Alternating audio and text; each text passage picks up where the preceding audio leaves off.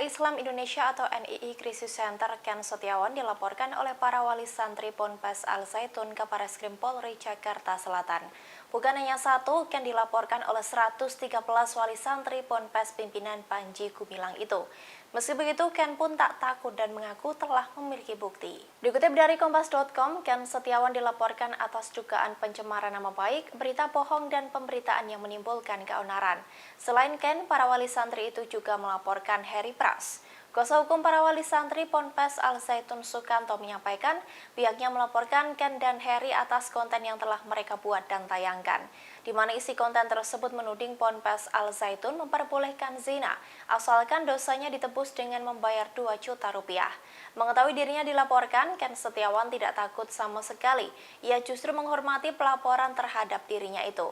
Ken mengungkap bahwa dirinya memiliki saksi yang bisa membelanya atas laporan tersebut. Lebih lanjut, Ken menegaskan apa yang disampaikannya dalam kontennya itu merupakan fakta. Ia menyebut para santri Ponpes Al Zaitun dibolehkan untuk berzina. Namun Ken menegaskan ia tidak berucap bahwa semua santri boleh berzina, melainkan mereka yang memiliki uang yang diperbolehkan untuk menebus dosa. Bukan hanya zina, Ken menyebut para santri juga diperbolehkan merokok apabila memiliki uang.